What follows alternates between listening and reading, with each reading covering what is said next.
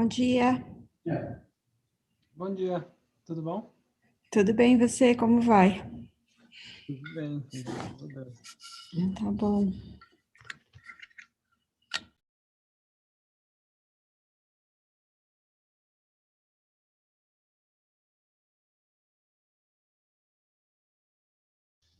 Muito bem, então. Só vou abrir aqui o YouTube.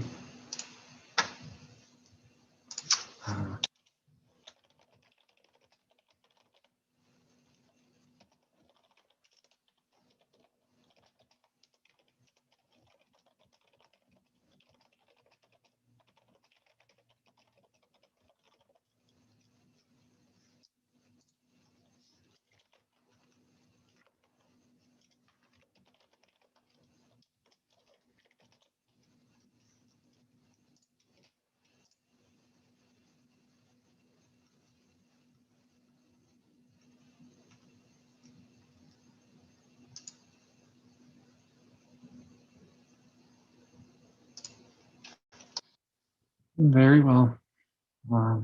Good morning, everybody. Really glad to see you all here today. We'll be starting our Sunday morning with a text from the book Our Daily Bread, and then we'll go into a quick prayer, and then we'll start our talk for today. And as always, we'd like to invite you all to join us with questions, with comments, either through Zoom or through YouTube. We'll try to monitor everything here, so we can make this into more of a conversation and reflection instead of a one-way talk. So to start today, we're going with chapter 66, entitled Goodwill, by excuse me, from the book Our Daily Bread, from Chico Xavier through the Spirit Emmanuel, and in chapter 66, entitled Goodwill, Emmanuel brings us back to a passage from Paul to the Ephesians, chapter 5, 15, when he says, "Be very careful then how you live." And very quickly, he says, goodwill discovers work. Work creates the renovation. Renovation finds goodness. Goodness reveals the spirit of service. The spirit of service reaches understanding. Understanding achieves humility. Humility conquers love. Love generates renunciation. Renunciation reaches the light. The light realizes self-involvement. Self-involvement sanctifies the individual. A sanctified individual converts the world towards God by walking prudently. For simple goodwill, the individual will reach the divine kingdom of the light. So let us meet in prayer by closing our eyes and taking this moment to breathe and to connect with the divine within us, where we can find the connection to our guardian angels, those who, as a divine gift, divine providence, are here with us to inspire us, to help us see the right path for us, leading us to Jesus, where we find our model, our guide, our master, and to our brother. our brother that we can look up to, and also know that we can and we will at one point be as virtuous as he is today. When we see in his figure the gratitude, that humility, knowing that we can, to get there, leading us to our Divine Father, the Creator, the one who loves us unconditionally and that shows his love to us in everything, every time. Would like to ask you, Jesus, our guardian angels, to inspire us all in our reflections today, so that we can take the invitation to go within, take the invitation to look at us in a very profound and reflexive moment. And we thank God for the opportunity to gather us all here today and to use this beautiful Sunday for the next hour or so to be in communion with God, to be in communion with our immortal spirit. So be it. So welcome again, everybody. It's always nice to see some people saying hello. So hello, Louise. Hello, Carol. Great to see you here again. And like you saw on the invitation on WhatsApp, we will be talking about humility today. And again, inviting us all to join us with comments and questions. So the subject of humility has been in my mind in the past couple of months, more so because of pride. Actually, pride has been in my mind for quite a bit. And as we know, through the teachings of Jesus and Spiritism, what dissolves pride or what transforms pride is humility. So it's something that I've been focusing on, and I thought it'd be nice to bring some of that to our Sunday today. And the focus for today is to talk about pride and humility, because always there's so much to talk about. I will have to split this talk into two parts. The first one, which is today, talking about pride and humility, and also the importance of humility. And then the second part, which is also very important when we're talking about a subject like this, is where we will bring examples of humility so we can understand the how. So today is to talk about the what on humility, and then in about a few weeks or so, we'll talk about the how of humility, how to achieve it, and the best way to learn how is to look at those who have already done that. So we'll be looking at some examples next time. And humility is a very sensitive subject to talk about, because we can't talk about humility without talking about pride. And pride is something that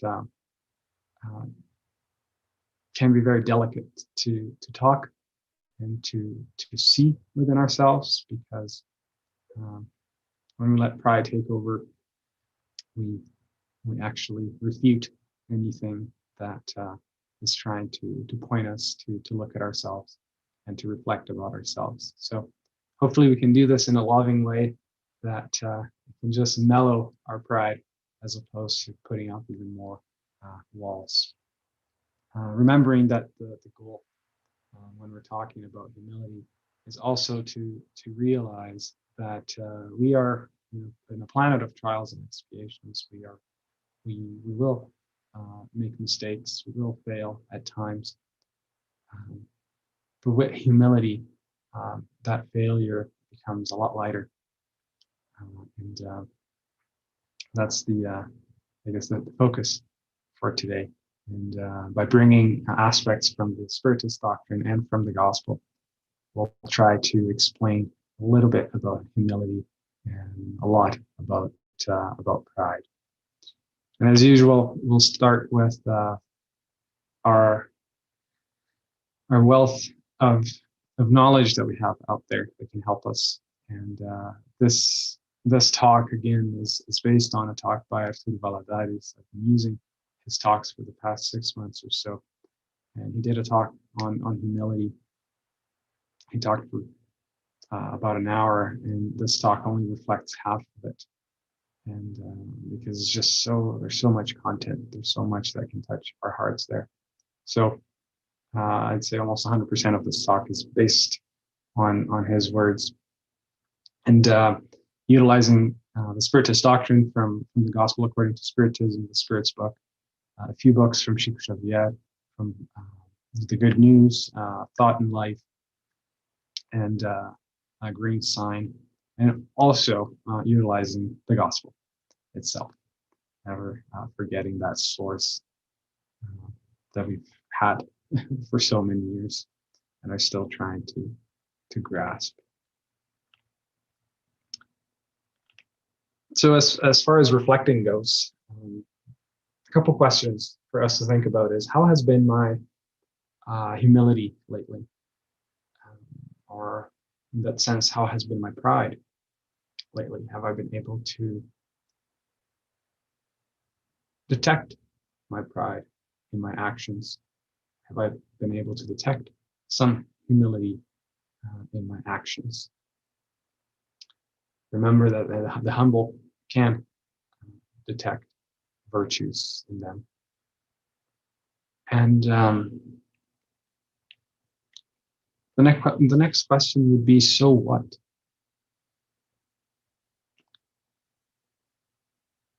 As in, what's the point of humility? Why is it important? Why should I be worried about this? Or why should I be talking about this? Why should I be reflecting about humility? Why is it so important?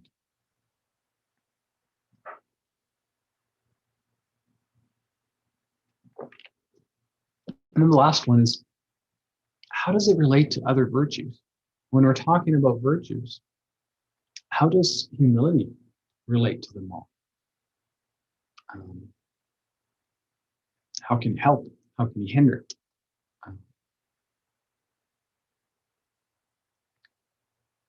And so, to start,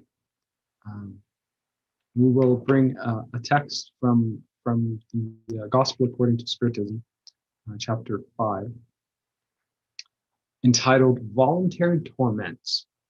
You can think of torment as suffering. And actually, before I start, I like to just clarify, especially in English, when we're using here, let me just go back to the first page. When we're using the word pride, nowadays the word pride refers a lot to talking about the acceptance and being proud of homosexuality and the LGBTQ plus community and so on. That's usually nowadays the focus of the word pride. So I just wanted to clarify that the word pride that we're using here today is to talk about the egotistical feeling of being proud, of pride in a way that we're focusing on that vicious feeling of pride, of the ego. It has nothing to do with homosexuality or the LGBTQ plus community and so on. So just wanted to make that clarification. And where the opposite of pride, or virtue that transforms pride, is. So anyhow, by starting with a text from the Gospel on voluntary torments, and it's a very interesting text that it talks about torments or suffering and he talks about them being voluntary, giving us the idea that we choose them. They're voluntary. We're actually choosing to suffer. We're actually choosing to be in torment. And we'll see here how much it has to do with pride. So they start by saying that human beings are constantly in search of the happiness that incessantly escapes them. For spotless happiness does not exist on the earth. So here they're talking about how we're constantly seeking for this happiness, and that more often than not, it escapes us. Where we're trying to find it, we're trying to reach it. But when we think we have it, when we think we're really close to grabbing it, it escapes us. And we'll talk a little bit more about what that means. And they also say that the spotless happiness does not exist on the earth, saying that the eternal happiness, if you will, or the happiness 24/7, that happiness, that it's not influenced, if you will, that actually does not exist here on earth, mostly because we are imperfect spirits and we're trying to get to that stage of a spotless happiness. But he does say that, however, or nevertheless, they might at least enjoy relative happiness. So we here on earth, we can and we will experience relative happiness, or a happiness that doesn't happen 24/7, but that it does happen. It is achievable. And then they say that, however, they search for it in perishable things, in the material pleasures instead of the pleasures of the soul, which are a taste of the imperishable pleasures of heaven. So even though we're trying, we're seeking, we're doing things to reach happiness, to reach this feeling, this good feeling of happiness, a lot of times when we're seeking for it, we think we're really close to it, and when we get to it, it escapes us. It's usually because we are seeking for happiness in the perishable things, in the material pleasures. So we usually seek for something, for a title, for an achievement, or something that's very material related. And once we reach that, and we think we're going to feel that happiness, it's never how we thought we were going to be. It's never as good as we thought it was going to be. It escapes, the happiness escapes us, or it lasts for only a second, again, because we're looking for happiness in the perishable things. Perishable means something that doesn't last, right? Like a perishable food, it will go bad at some point. So when we're looking for happiness in the perishable, that will also cause a very perishable happiness, right? It's not something that can last. And the invitation they're bringing to us is that instead of looking for happiness in the perishable material, we can look in the pleasures of the soul. What brings pleasure to my soul and not to my body, which are the taste of the imperishable pleasures of heaven. So those pleasures, the pleasures of the soul, are imperishable because they are lasting. Whenever we take another step on developing virtue, and that brings us happiness, that virtue there that we've developed, that will stay with us. That is imperishable. And it is something that we will find pleasure in. And then they say that instead of seeking peace of mind, the only real happiness in this world. So here they're giving us a bit of an explanation of what is happiness in this world. What does it mean to be happy in this world? And one explanation is peace of mind. It's having peace of mind, regardless of what's around us. They say they are avid for anything that can agitate and upset them. So when we're looking for happiness in the perishable things, it's as if we're looking for something, we're looking to feel something that agitates us, that makes us feel good. but because it's perishable, as soon as we reach the peak of feeling good, eventually we'll come down and fall and be upset. And it becomes a roller coaster because we're seeking for something that's perishable. And they say, and oddly enough, they seem to create on purpose the torments that were up to them to avoid. So that's why this text is titled Voluntary Torments, because it is our own choices that cause that suffering, that cause those torments. So it seems like we create them on purpose because we are trying to achieve happiness on the perishable, as opposed to going for that imperishable pleasures of heaven. And then they say, are there any greater torments than those caused by envy and jealousy? I love this reflection about envy and jealousy. When they say, for the envious and the jealous, there is no rest. They are in constant fever. So when we feel envy, when we feel jealousy, there is no rest. Like when you say, for example, I'm jealous of somebody, I'm always thinking about that, right? And when I'm thinking about that, I'm not feeling good. And it's like I have a constant fever. I'm always worried about what they're doing, how well they're doing, and so on and so forth. I'm fixating on that. And that does not bring me peace of mind. And when I'm talking about envy, envying something that I don't have, right? Instead of looking at what I already have right now and being happy with that.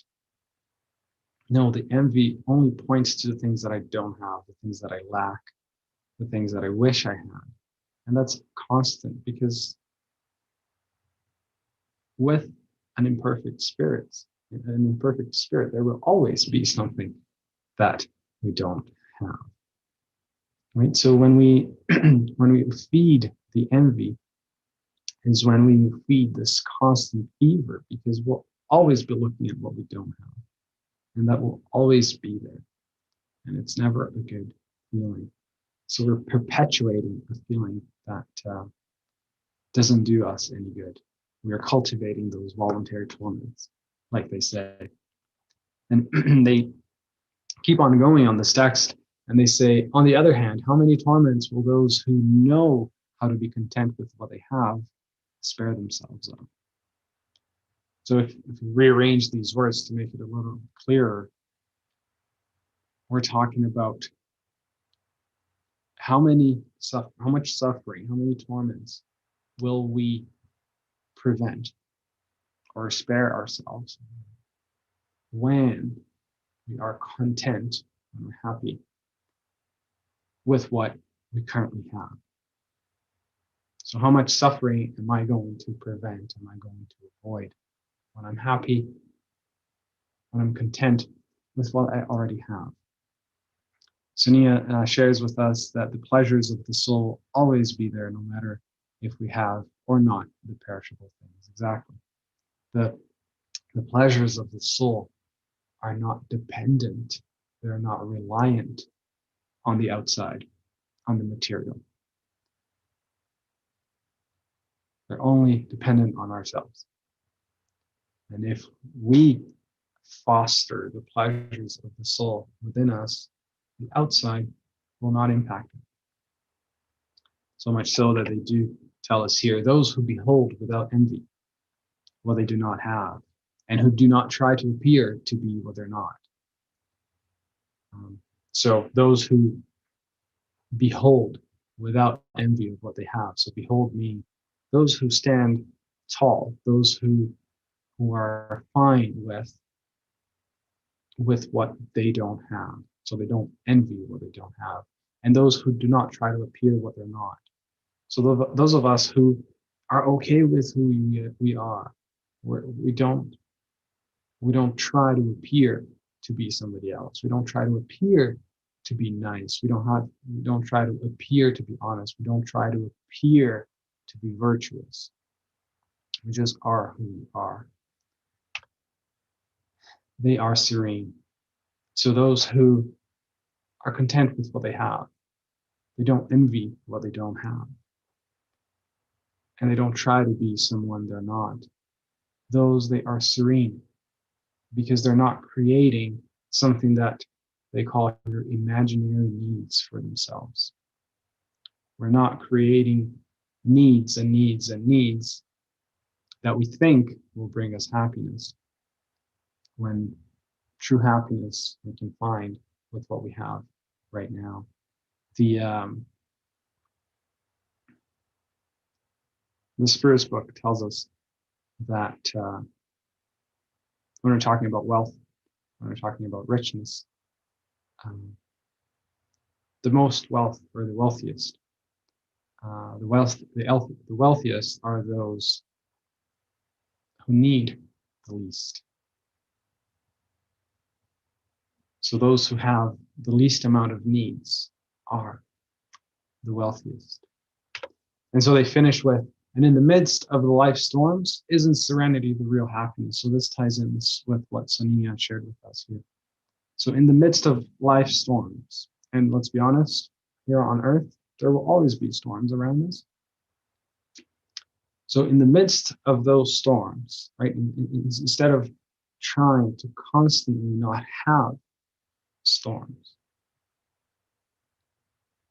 accepting that they will happen. So in the midst of all that, isn't serenity the real happiness? Right? How nice would it be if we could be serene regardless of the outside? Wouldn't that feel good? Wouldn't that feel like we're happy? So this text just talks about how pride being this idea of portraying somebody who we're not, of needing something that we don't, trying to achieve something that won't bring us happiness. How pride can be such a deterrent, can be such a hindrance to our happiness. And we always talk about our masks here. We love at FSS. We love talking about masks, and by masks we mean those facades, those personas, those masks that our pride puts up to pretend to be who we're not. And we can think about this, how we behave, right? How we behave at home, how we behave in the Spirit Center, how we behave with a certain group of friends, how we behave with another certain group of friends, and how a lot of times, if we were to look from above, we are different people, right? We behave very differently. And here we're talking about poor behaviors. And so we put up these masks to pretend to be who we're not. And this is very tiring. It takes a lot of energy to put up these masks and to keep those masks on, right? Because we're going against with who we truly are. So it takes up a lot of energy to maintain these masks. And the more masks that we maintain, the more different we are from when we are in an environment that we can be ourselves, and when we are in the environments that we are trying not to be ourselves. So the more that, for example, we see those of us who are one way in the Spirit Center, and then at home we're just completely different, right? We're all nice and loving in the center, in the Spirit Center, and then at home we're just yell and we're rude to everybody. That huge change in behavior, that is a huge indication of how many masks I'm putting on, because it's something very tiring. So when I get home and I remove a lot of them, I'm tired, and the patient is just gone, and you lash out. So it is something very tiring for us to do. And not only that, but putting a mask on, which, thinking about this yesterday, was pretty powerful. thinking about that every mask that I put on, every mask that I put on is me telling myself that I don't like you. It's telling my spirit that I don't like you. I wish you were different. And then we put up a mask saying, I wish you were like this. Now, how hurtful is that to us? How hurtful is that to our spirit? We are telling ourselves that I don't like you. I wish you were different. I'm not happy with who I am. How hurtful is that? It's a great act of dislove to ourselves, right? And that is pretty tiring. Telling ourselves constantly that I don't like that about you. I don't like that about you. That's pretty tiring, right? So we can see how eventually pride can lead us to even depression, right? Because we're constantly hammering ourselves, saying, "You're not good enough. You're not good. I need to be somebody else." And so it's a pretty powerful reflection to realize that, and to bring us the attention of how tiring this can be. So much so that in the Spirit's book on question 785, I believe, what is the greatest obstacle to progress? When Kardec asks the spirits, what is the greatest obstacle to progress? The answer is pride and selfishness.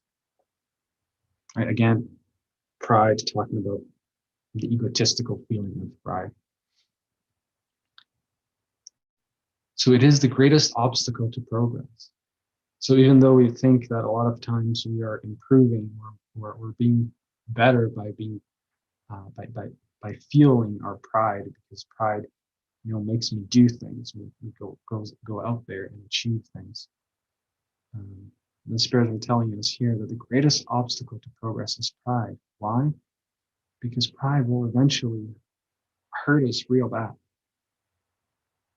And when we are hurt, finally be able to see the masks. We're constantly being invited to look at ourselves, to identify our masks today when we're feeling okay. But the more that we ignore looking within, the more we're only worried about what the outside thinks of us or how I portray myself to the world. The more I put these masks, the harder it becomes to see. And then sometimes it's only when I'm really in pain, when I'm really in suffering, that I have the guts to look at myself. Right? It's when it hurts so much that you have to find a way to get out of this. And then I finally look at myself and realize how many masks I put up to get to that stage. So that's why they say that it is the greatest obstacle to progress, our own progress, and in turn, as a result, the progress of humanity. But the spirits, they give us a hopeful message at the end, saying, but this stage of things will only last for a while. Like eventually we'll realize, eventually we will develop our humility. He says that they say that it will change as people better understand that beyond the enjoyment of earthly wealth, there is an infinitely greater and long-lasting bliss. So again, relating to that message that we read during the beginning, right, talking about this infinitely greater and long-lasting bliss that we can find when we're focusing within, developing our virtues within, because we love ourselves, not because we want to show something to the world or to portray something. And André Luis, he brings us this in the book, The Green Sign, chapter 26, talking about happiness. And here is where we can connect humility and pride in a beautiful way, when he tells us that study yourself, observing that self-awareness brings humility. And I think I might be able to show this. Also, at the very beginning, Emmanuel told us that understanding achieves humility. So the self-awareness brings humility. And without humility, it is impossible to be happy. So I want to spend a few minutes talking about this paragraph here, because it's so short, yet so full of meaning. So the first thing he says is to study ourselves, to look inside. Observing that self-awareness brings humility. So why is that? It's because the process of self-awareness, the process of looking within, that in itself is an act of humility. Because I am choosing to look at myself and I'm not afraid of what I'm going to find. Pride doesn't let us look into ourselves because we're afraid of what we're going to find. And we don't want that to get out because, again, our pride is tied to what others think. But humility only cares about the spirit. So humility has the guts to look inside and be okay with what we find. So that's why the self-awareness brings humility. This active start to become self-aware is already an act of humility. And André Luis tells us that without humility, it is impossible to be happy. And it's not that often that they bring such a strong word like impossible. But here he's saying that without humility, it is impossible to be happy. So I was thinking about this a little bit. And he's right. And the explanation here, one of the explanations that we can use here is the fact that when we are feeling our pride, so when we have all those masks up, and when we want to be the best, we want to be first, or we want to be better than others, right? That's what pride drives us to do, is to look for happiness on the outside, and to be happy based on the outside is being better than others, being the best at doing something, or being better than others. So if we tie our happiness to being the best of something, or if we tie our happiness to being better at some certain people, we will always be in the lookout. We will always be wondering if has anybody beat me?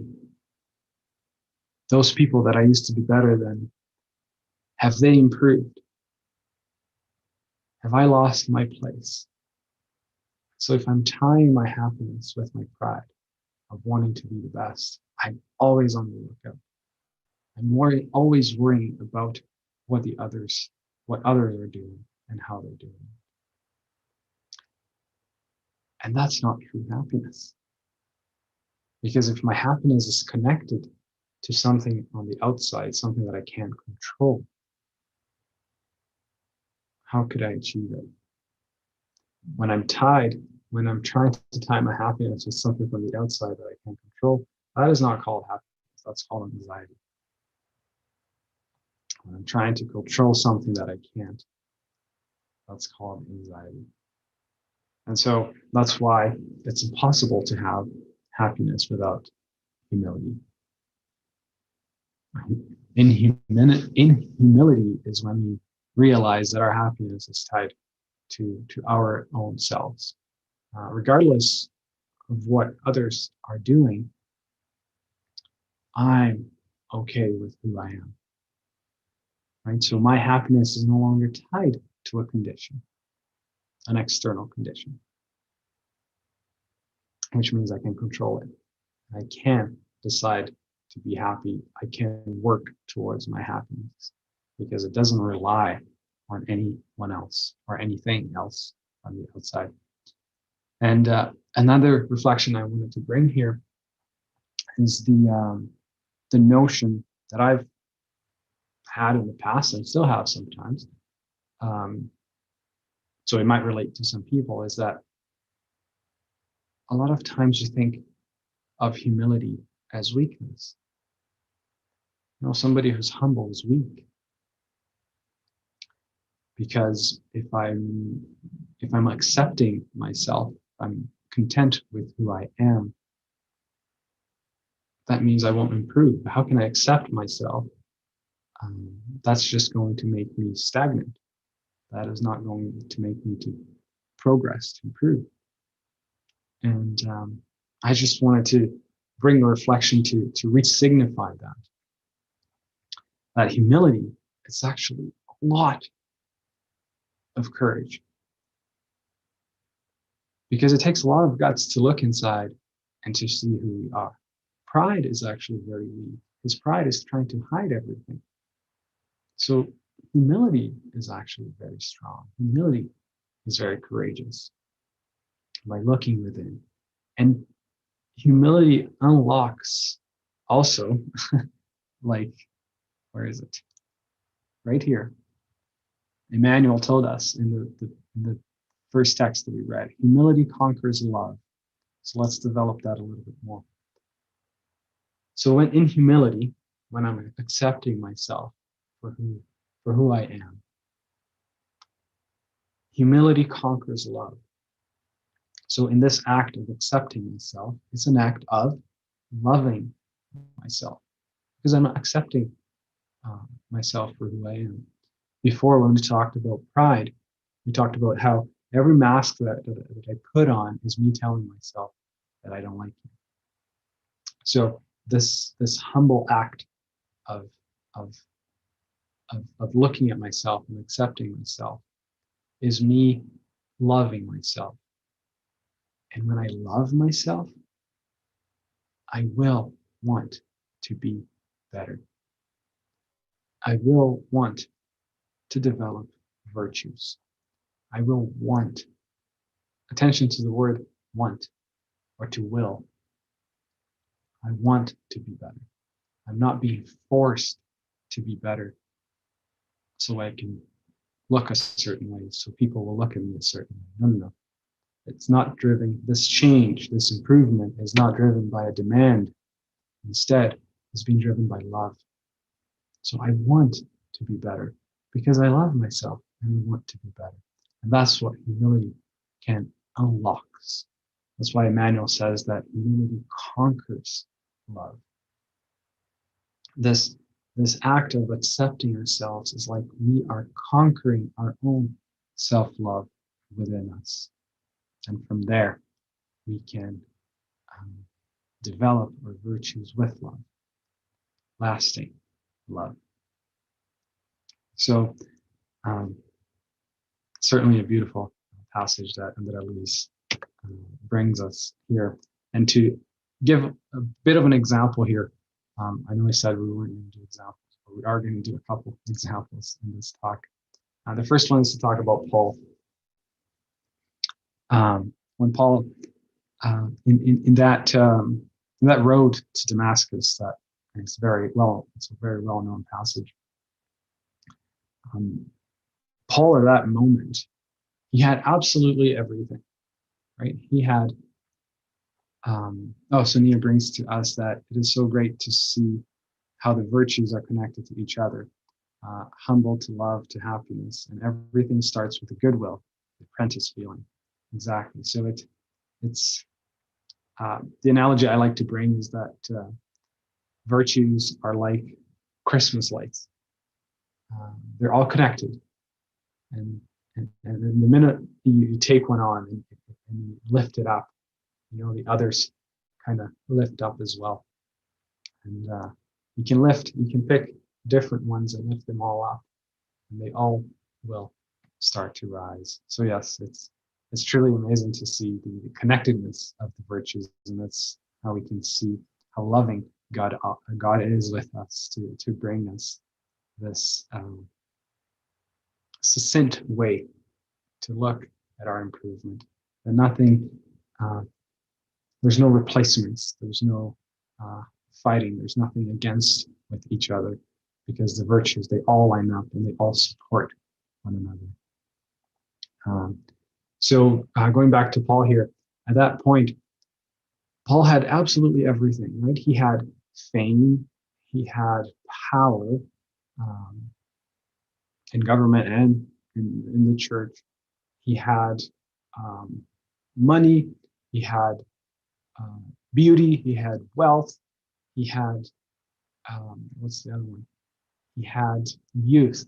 So he literally had everything, but he didn't have peace, which was a peace that he could find in those Christians who had nothing, but had the peace that Paul couldn't get. And in that road, you can read in the book, Paul and Stephen, in that road, as he at one point when he starts to walk on the road to Damascus, he starts to reflect. He starts to think exactly that. He starts to think, I have everything, yet I don't have that peace. So that moment, Paul is doing what Wenderelis told us. He is studying himself. He's starting to look within. He's starting that self-awareness. He's unlocking a little bit of humility in him. And we could even say that moment of humility contributed to his encounter with Christ. It opened himself a little bit to see Christ, to have that encounter. And in that moment, right after his encounter with Christ, he went blind, right? And we could make the analogy here that Paul, by being so entrenched in pride, so entrenched in the looking for the perishable pleasures of the material, for so long was always looking at the outside. And in that encounter with Christ, he went blind,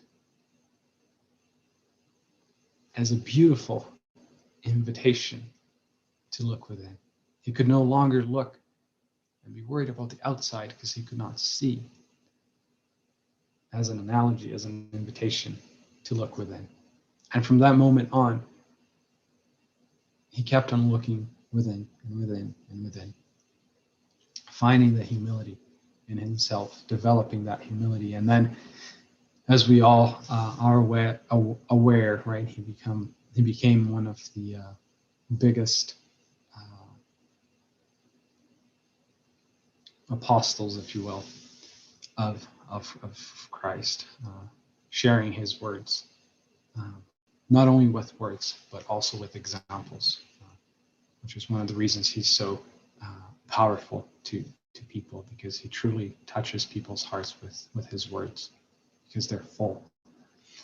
And so yeah, it was an interesting analogy here that Atu brought us about Paul's blindness.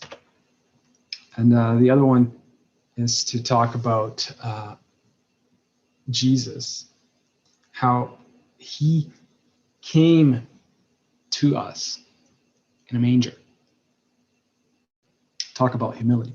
So the greatest spirit that has been on this earth was born on a manger. Right? What was holding that precious baby was a manger, showing to us that the basis, what holds ourselves, is humility. Right? One of the bases to our development is humility. And to bring a little bit more about what Sonia just commented on, and to answer the question, one of the very first questions that we did on our initial reflection, when we asked, what is the relation of humility to others? We can see how, because humility allows us to look within, humility allows us to look within ourselves, to accept ourselves. We can say that humility is one of the bases to virtue development, because it will allow us to see what ego we have and what virtues we're being invited to develop. So by being a little bit humble, I can see my impatience. And once I see my impatience, I can then look at becoming more patient. But if I can't even see my impatience, how am I going to develop it? So that's why it's a very core virtue to talk about humility, because it allows us to see us. It allows us to see those other virtues that I'm being invited to develop. It allows us to see us. And bringing a little bit about the Sermon on the Mount, again, talking about humbleness or humility, and two, how it relates to other virtues. In the Sermon on the Mount, I'm just going to put the entire Sermon on the Mount here. Not the entire, but the beginning, the first Beatitudes, if you will, or Beneventurances. When he started talking about the Beatitudes, the very first one he used was, "Blessed are the poor in spirit, for theirs is the kingdom of heaven." And Kardec brings us in the chapter 2 of the Gospel according to Spiritism, he brings us that poor in spirit mean humble, means humility. So in all the Beatitudes, Jesus started with humility. And then we can look at all the other virtues in the Sermon on the Mount. He talks about blessed are those who mourn, blessed are the meek. So mourn would be like the ones with resignation. Blessed are the meek, the ones that are meek. Blessed are those who hunger for thirst for righteousness. We can see those as the just, the honest. Blessed are the merciful. So the merciful. Blessed are the pure in heart, right? So having that purity in heart. And blessed are the peacemakers, right? The ones that bring peace to the world. And we can kind of see this as almost like a chain, right? For me to be resigned, for me to have resignation, I need to develop a little bit of my humility. For me to be meek, I need some resignation, and thus I need a little bit of humility. For me to be honest, to be just, I need some meekness, some resignation, some humbleness. So again, like Sonia was saying, how they're connected to each other, we can see how all these are connected with each other. And this, we've known this for 2,000 years almost, right? So again, Jesus started the Sermon on the Mount talking about humbleness, talking about humility. So when we're thinking, so what? What's the point of humility? Why should I talk about it? Why should I be worried about it? Or why should I pay attention to it? Well, Jesus started one of his most profound reflections in the Bible, in the gospel, with humility. And how with humility, the kingdom of heaven will be ours. Meaning this perennial happiness, this imperishable happiness, or the imperishable pleasure of heaven will be ours when we can develop our humility. So just to bring a little bit of importance, I guess, to humility. And in the chapter, I believe chapter 7, I think. Yeah, chapter 7 in the Gospel according to Spiritism, it talks about the Sermon on the Mount. So we start by saying, "Blessed are the poor in spirit," which is the first one. And Lacordaire brings to us in item 11, talking about pride and humility. He says, "Without humility, you adorn, or you decorate yourself with virtues you do not possess. And if wearing clothes to hide the deformities of your body." So again, just bringing to us that reflection about the masks that we talk about, right? Without humility, whatever virtue I think I have, is just a decoration. It's simply beautiful clothes hiding the deformities of our body. But with humility, we can develop virtues from within, and then they flourish, but they have a root in our hearts. They have a root within our spirit. And to talk a little bit about humility, I wanted to bring a passage from Shiku that here at FSS we have mediumistic. We have a mediumistic study group, and in this study group we were talking and reflecting, and one of our members brought us a passage from Shiku that touched me quite deeply. It was a passage that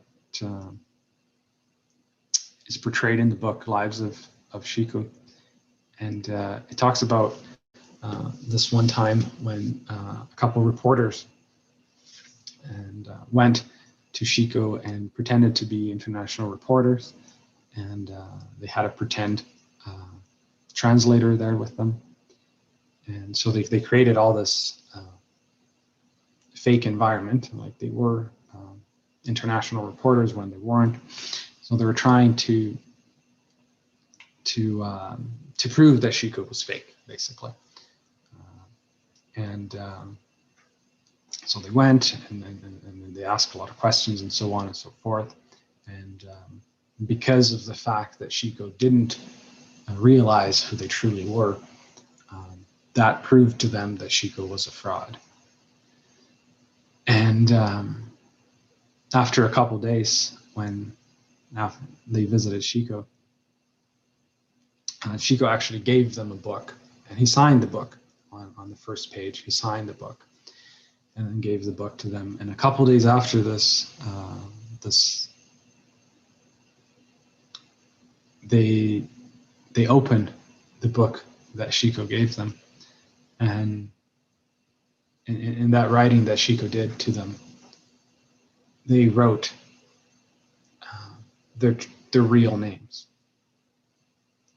So they came to Shiku with fake names, with fake jobs, and fake nationalities. And Shiku wrote in the cover, or in the first page of that book, their real names, without knowing, obviously. And that, to me, was a huge lesson of humility, because in that moment, Shiku knew who they were through mediumship. He knew who they were. But he chose not to make a fuss about it. He chose not to show that he knew their real names. No, he chose it to do in a way that will later actually touch their hearts. So he did that in a way to touch those reporters' hearts, and not to bring vanity to Shiku if he were to do that at that time, to prove that the reporters were trying to frame him and they were fake and all that. No, he did it in a way that was very humble. He didn't use his mediumship to elevate himself or to feed any pride, but he did it in a way to simply touch those reporters' hearts without having to announce it to the world or to broadcast it to the world. So yeah, it was something that really touched me quite a bit. And I apologize, I'm going to go over a couple minutes. But just another text from the book Thought of Life, talking about humility, when we say humility is not servitude. Above all, it is independence, inner freedom that is born from the depths of the spirit, supporting its permanent renewal for the good. Isn't that beautiful? So humility is not servitude. Above all, humility is being independent. Again, it's freeing ourselves from everything that surrounds us. It's tying our happiness from the depths of our spirit, not to whether or not we're better than somebody else. Is dissolving that competition that we have with the world and start to look within and be in this permanent renewal for the good. And lastly, from the book Good News, in the Last Supper, when Jesus tells his apostles at the Last Supper, which is a huge explanation about humility, he says, "You call me Master and Lord, and you say it well because I am." So in that moment, Jesus was telling them that, yes, I am the Master, I am the Lord. So one of the characteristics of humility is recognizing who you are, not diminishing who you are, not bloating who you are. Bloating who we are is pride. Diminishing who we are is pseudo-humility. True humility is understanding who we truly are. Right? And then he said, in the kingdom of good and truth, the greatest will always be the one who has sincerely made himself the least of all. In other words, the greatest or the biggest is always the one who will have sincerely made them the smallest. That is another huge characteristic about humility, is that realizing that we are so small compared to everything that is around us. So thank you very much for our talk today. And oh, there you go, Sania. Thank you so much for the comments. She says, it is to be authentic and see ourselves as we really are, apprentices of life, immortal spirit, and God's children. Thanks. Absolutely. And doesn't that bring us serenity? Doesn't that bring us a feeling, a feel-good feeling? Right? Doesn't that release ourselves from this burden, or from the burden that all these masks bring us? So thank you all for our talk today. Thank you for the participation, Sonia. Thank you, Carol. Thank you, Luis. And let's end in a quick little prayer then, bowing our heads and thanking Jesus, thanking our guardian angels, thanking God for giving us all this wealth of knowledge that we can resort to find the answers to our own trepidations, to our own anxieties, to our own anguish, in such a loving way. And thank you, Lord, for allowing us to feel good. Thank you for allowing us to experience this happiness already here, even though it's not forever. But experiencing the true happiness and seeing truly how good it is to be in communion with you, to be in communion with Jesus, to be in communion with our guardian angels. And we ask that we can, to the best of our abilities, keep this communion going within our hearts and flourishing these divine feelings that we're so invited to develop every single day. So be it. So thank you all. Thank you, Anna, for being here as well. And hope you all have a great Sunday. It's really sunny outside, and I'm going to go out to enjoy a little bit. So thank you all, and we'll see you tomorrow. Thank you very much, Victor.